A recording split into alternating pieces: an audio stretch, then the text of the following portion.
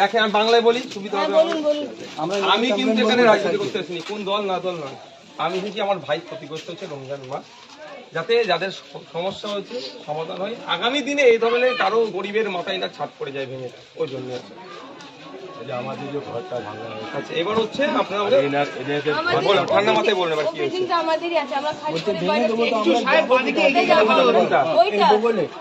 এর বগলে যে ওটা যে দাঁড়িয়ে আছে তো আমরা যাব কোথায় বলি না, ওই বিল্ডিং এ আপনার আছে, আমার আমাদেরই ঘর।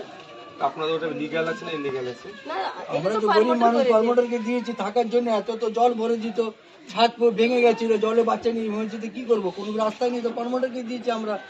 তো প্রমোটারের নামে তাহলে এবার কেস করতে হবে।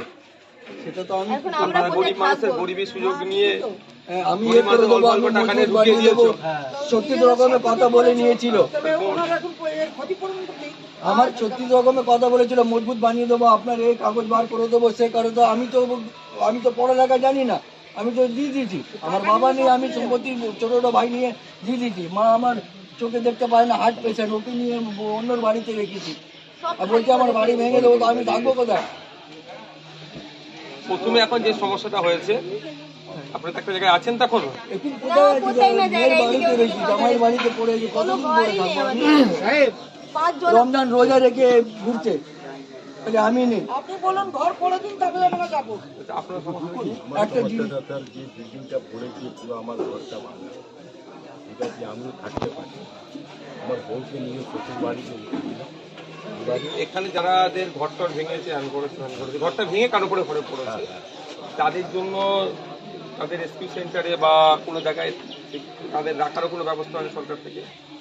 তো আমরা তো কিছু জানি না, খালি বলছে আপনার ভেঙে দেবো, ভেঙে দেবো, কোনো আমাদের হয়নি, আমরা শুনলাম, ঠিক আছে, দিদিকে কি বলে আপনারা কি করবেন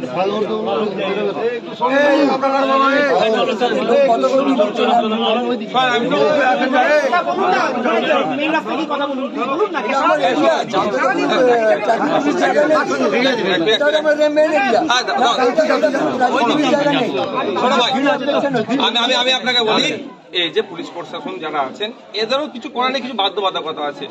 আমরা অনেক সময় রাগ দেখাই, কিন্তু এটা শাকের করা দুবাই পক্ষে। ঠিক আছে, আমি শুনবো শোনো কি বলছি। এখন আমাদের যে দুর্ঘটনা ঘটেছে তার থেকে আমাদেরকে বেরিয়ে আসতে হবে।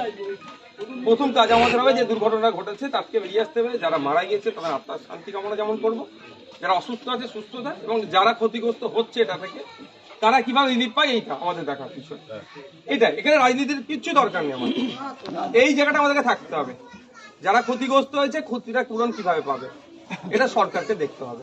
আমি কোনো পার্টিকে দেখতে বলবো না। সরকার আছে পৌরসভার আন্ডারে, কেএমসি পরিচালিত এটা, তো কেএমসির আন্ডারে যদি এরকম ইলিগাল বাড়ি বানিয়েছে, সেখানে আমাকে ঢুকিয়েছে, তা কেএমসি দায়ভার নিতে হবে। কোন পার্টি কেএমসি চালাচ্ছে আমার দেখার দরকার নেই, কোনো রাজনীতির কথা এখানে নয়, ঠিক আছে। এবার হচ্ছে প্রথম কথা হচ্ছে আমাদেরকে এটা রেস্কিউ হচ্ছে, এখানে পরিষ্কার পরিচ্ছন্ন হচ্ছে, পরিষ্কার পরিচ্ছন্ন হচ্ছে, সাথে সাথে যারা ক্ষতিগ্রস্ত হচ্ছে, আমি আজকেই কথা বলবো দায়িত্বশীল যারা আছেন তাদের সাথে, যারা ওখানে ক্ষতিগ্রস্ত হচ্ছে তাদের বিষয়ে কি সরকার চিন্তা ভাবনা করছে। যদি না মনে করে আপনাদেরকে তুলে ফেলে দেবো, ভাই আপনাদের আছে তো, আপনাদের ভাই আছে তো, যদি মনে করে যারা আছে তাদেরকে তুলে অন্য জায়গায় ফেলে দেবো, ফেলার আগে ভাবাবো। একটু সাইড দিন, ঠিক আছে, স্কুলের বাচ্চা আছে, যেতে দিন, একটু সাইড দিন, যেতে দিন। আমার দরকার ছিল আমি